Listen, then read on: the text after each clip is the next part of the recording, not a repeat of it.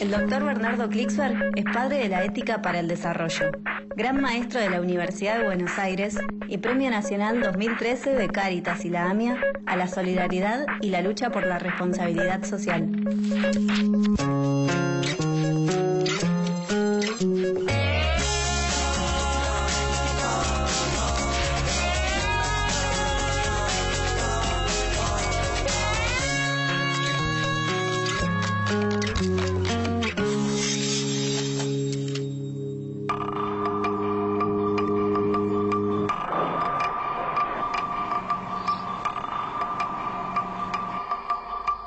El 1% más rico del planeta sigue aumentando sus riquezas. Tiene cerca de la mitad de todo el Producto Bruto del mundo. Del otro lado, el 50% más pobre tiene menos del 2% del Producto Bruto. Se llama la desigualdad. Es la desigualdad mayor que haya conocido el género humano en su historia.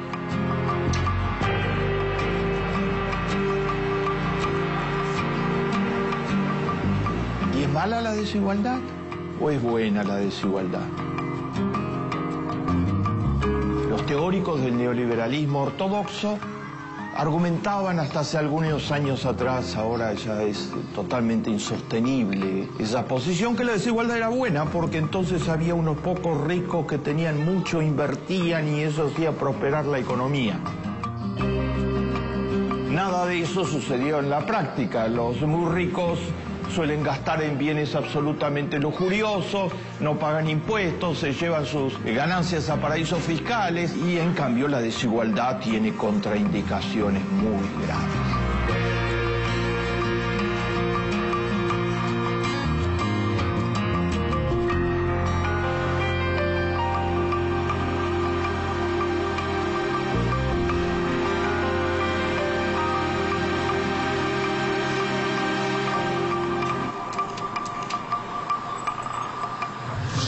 Los estudios son terminantes y por eso ese debate virtualmente se cerró.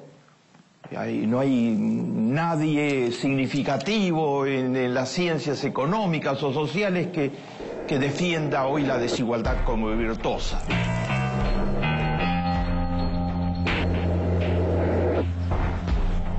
¿Por qué se cerró? Porque los estudios dicen concluyentemente: primero, la desigualdad es la peor traba para el crecimiento económico de los países. Eso es unánime actualmente en lo que se llama el consenso en doctrina económica. Cuanto más desigualdad, menos consumidores en un país.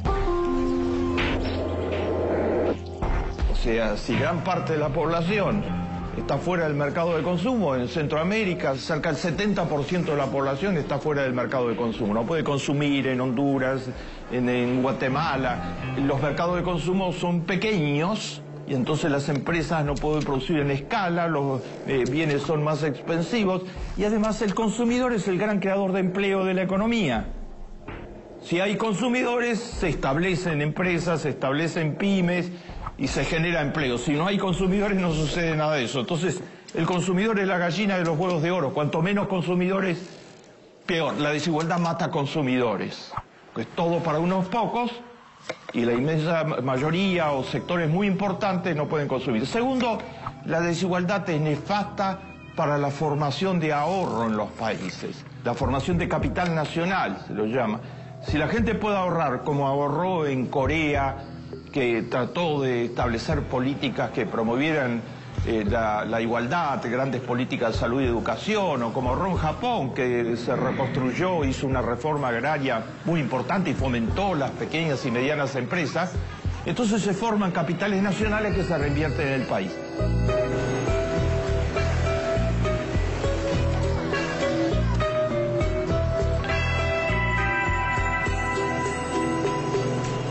Si hay grandes desigualdades, los ricos llevan sus capitales al exterior, no reinvierten y la tasa de formación de ahorro nacional es muy baja.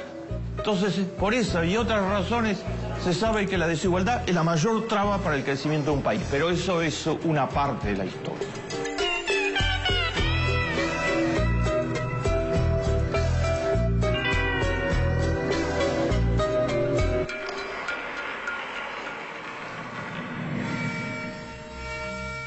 las investigaciones recientes sobre desigualdad dicen que cuanto más desigualdad, más violencia. Porque los seres humanos no nacieron para vivir en esas situaciones de desigualdad profunda. Cuanto más desigualdad, hay más pobreza.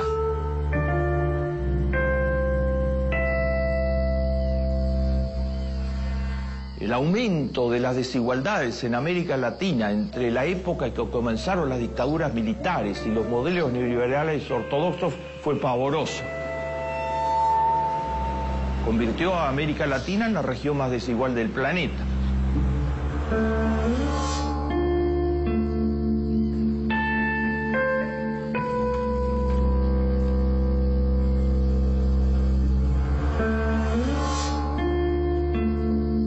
Está medido, econométricamente se lo llama, con técnicas matemáticas, que el aumento fenomenal de la pobreza que hubo en América Latina en ese mismo periodo, entre finales de los años 70 y finales de los años 90, un gigantesco aumento de la pobreza. América Latina tenía el 42% de la población por debajo de la línea de la pobreza, estuvo generado fundamentalmente por el aumento de la desigualdad. En la medida que los países, la Argentina de Menem, el México de Salinas, se transformaban en países más desiguales, crecía la pobreza. O sea, la desigualdad es el motor de la pobreza. Y la pobreza, con la exclusión social masiva de amplios sectores, crea vulnerabilidad al delito. O sea, la desesperación es una de las razones fundamentales del delito juvenil que creció en todos esos años en América Latina.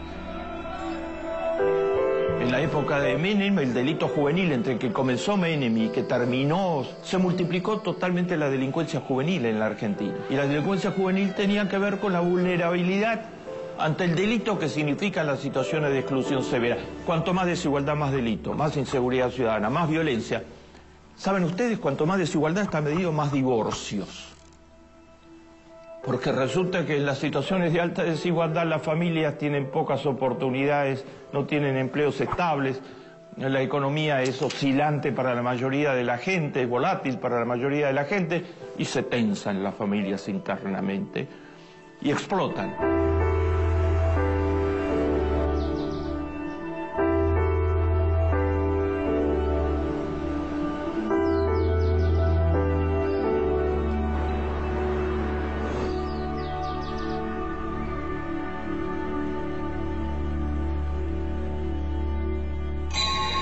Además, la desigualdad es totalmente perversa desde el punto de vista de la cohesión social. Aparece el espectáculo de los muy ricos, que es excitado permanentemente por algunos medios. Hay revistas especializadas que publican permanentemente los 400 más ricos, los 500 más ricos, los exhiben, y hay un exhibicionismo permanente de los muy ricos actualmente en el planeta.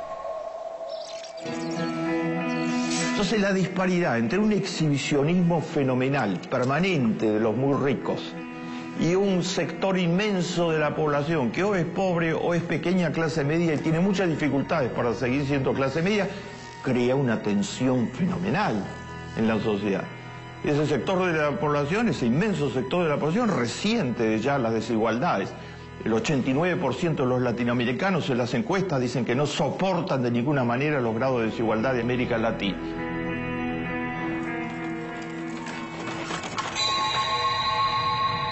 Y por el otro lado, los muy ricos son los héroes de parte de los medios. Se pasan exaltando a los muy ricos. Entonces sus estilos de vida pasan a ser los estilos de vida codiciados por amplios sectores de la población, que jamás podrán alcanzar esos estilos de vida ni nada que se le parezca a esos estilos de vida. Entonces allí hay una tensión permanente.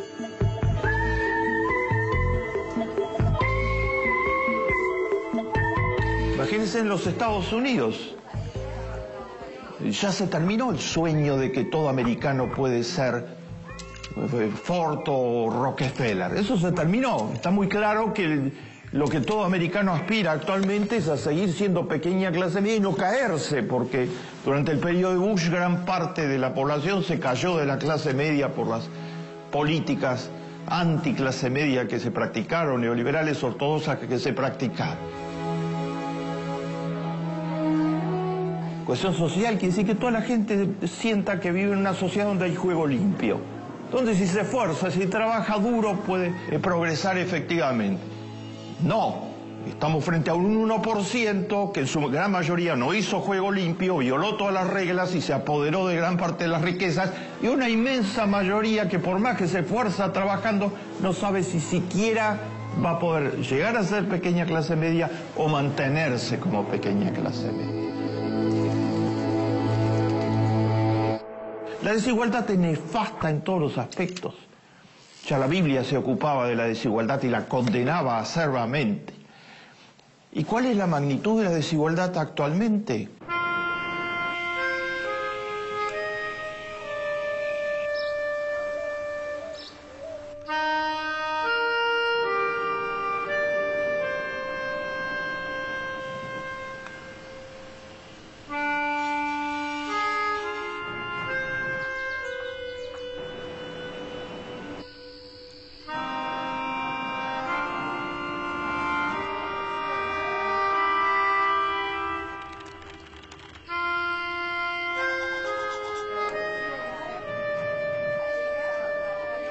¿Cuál es la magnitud de la desigualdad? Periodistas valientes de todo el planeta, organizados bajo lo que se llama el consorcio periodístico, que investigan grandes escándalos éticos en el género humano, patrocinados por algunos de los diarios más prestigiosos del mundo, como el Washington Post, como Le Monde, lograron captar 2.500.000 datos de las cuentas secretas que en paraísos fiscales tienen algunos de los más ricos del mundo. A través de esos datos surgió que hay 130.000 personas con cuentas bancarias, desde las Bahamas a Luxemburgo, que las tienen en los paraísos fiscales para eludir los impuestos en sus países de origen, y en muchos otros casos porque son lavado de dinero simplemente, o sea, son dineros obtenidos ilegítimamente, entonces no tienen manera de utilizarlos en sus propias economías. 130.000 personas. ¿Cuánto suman las cuentas en los paraísos fiscales? 17 billones de dólares. Esto significa el Producto Bruto completo de los Estados Unidos. O sea, 130.000 personas tienen en sus paraísos fiscales bienes equivalentes al Producto Bruto de la principal economía del mundo, que produce el 28% de todo el Producto Bruto mundial. Ese es el nivel de la desigualdad. Y las tienen ahí, ocultas a los ojos de todos y fuera del pago de impuestos. Eso se llama desigualdad.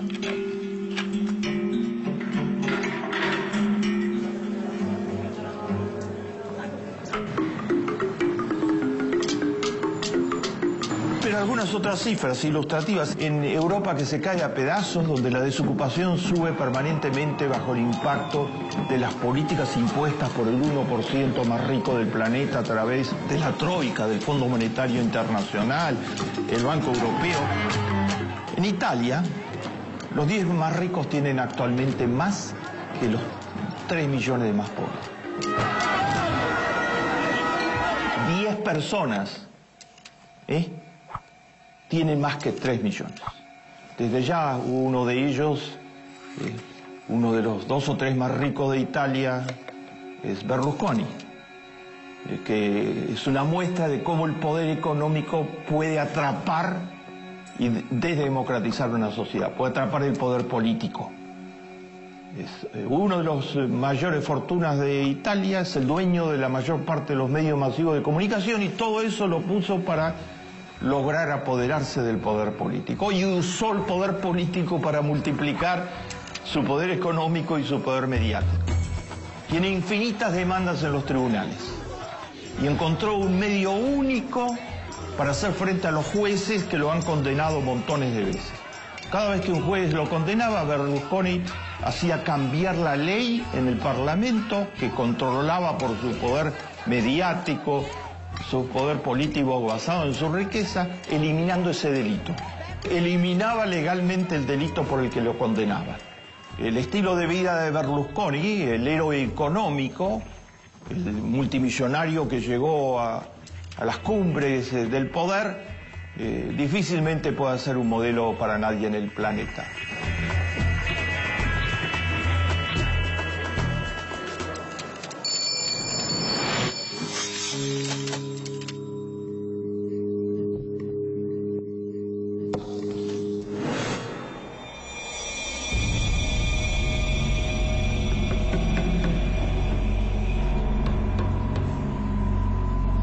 El mayor multimillonario de la India se construyó hace poco en la ciudad de Mumbai, en un país en donde 300.000 niños mueren por año el día en que nacieron, por pobreza.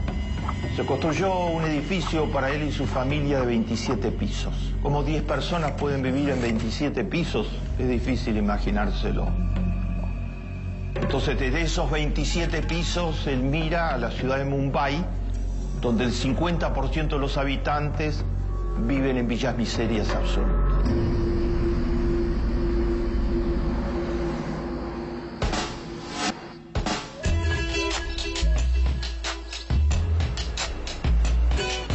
En México, una sola persona es el primero de la lista de multimillonarios del planeta. Ahora bajó a ser el tercero. En un país que el 50% de sus 112 millones de habitantes están por debajo de la línea de la pobreza.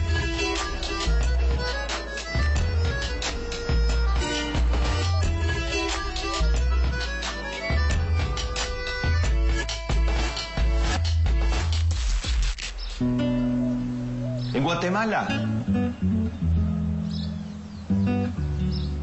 las llamadas 9 familias, un grupo totalmente concentrado de los más ricos de toda la sociedad, tienen cerca de la mitad de todas las tierras de Guatemala.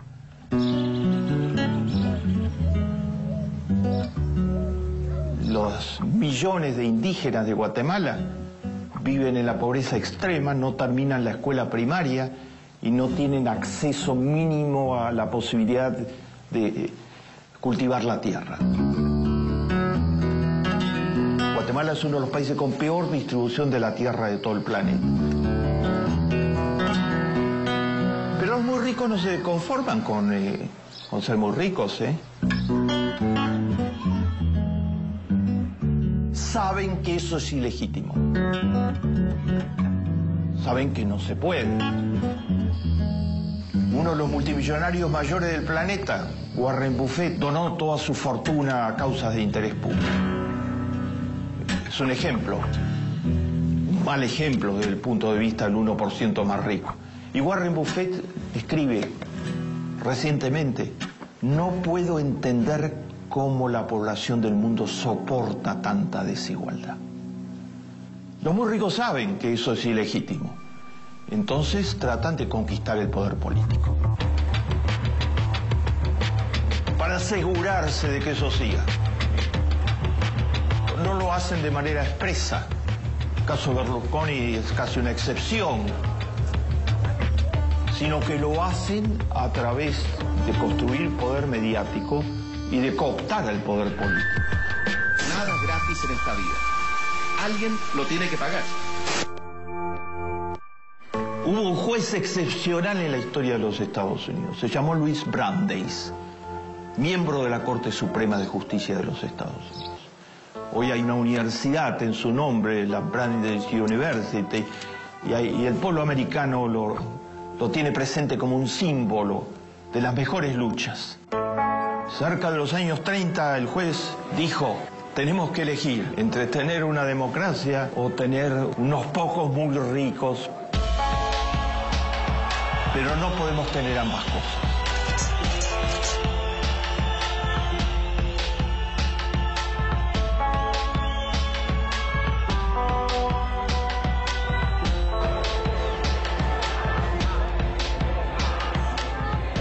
El juez Brandeis fue absolutamente visionario.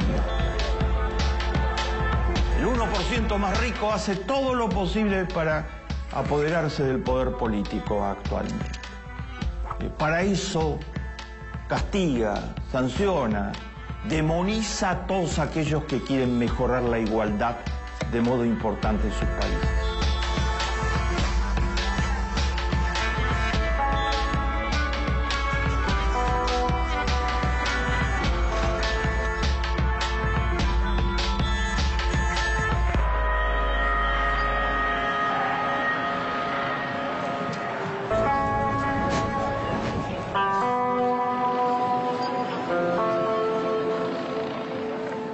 las últimas elecciones en los Estados Unidos, un miembro del 1% más rico, el dueño de la mayor cadena de casinos de los Estados Unidos, dijo que haría lo imposible para destruir a Obama, porque el presidente Obama encarna una promesa de igualdad de oportunidades en la sociedad americana y entregó dinero físico, probado, al Tea Party, al sector más extremista y ultraconservador para que ganara elecciones.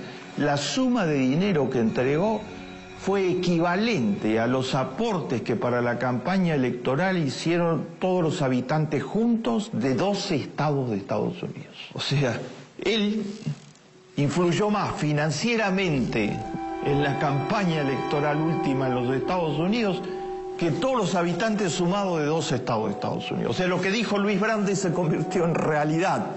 O democracia o apoderamiento de las riquezas por unos pocos. Un multimillonario ruso termina de comprar el club de fútbol Mónaco. Hizo sus riquezas apoderándose en las privatizaciones por vías corruptas de bienes gigantescos. Le compró a su hijita de 24 años de edad una isla en Grecia de 117 millones de dólares. Y como su hijita tiene otros caprichos, le compró el apartamento más caro de la historia de Nueva York, 70 millones de dólares.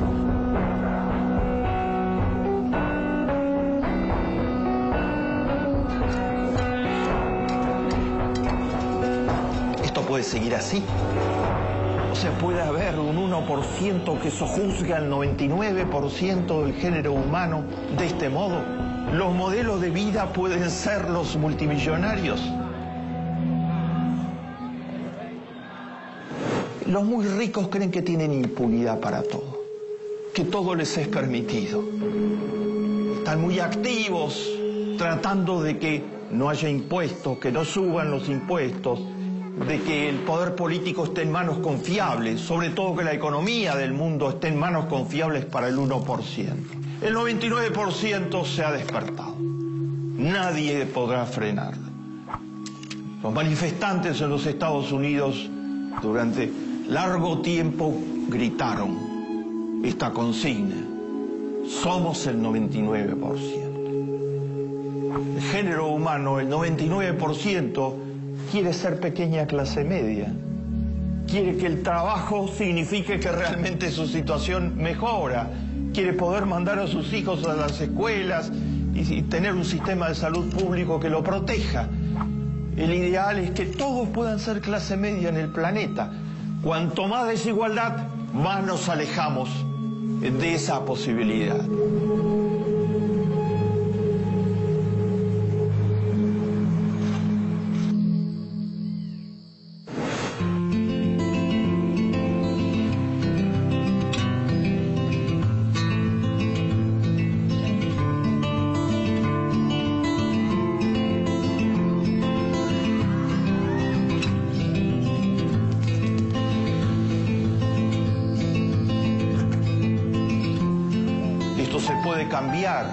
Se puede cambiar a través de grandes políticas de educación y salud para todos, que abran oportunidades a través de sistemas fiscales progresivos, a través de regulación, a través de eliminar los paraísos fiscales, a través de dar la pelea contra este poder, el más ultraconcentrado de la historia, que solo trabaja por el aumento de la desigualdad.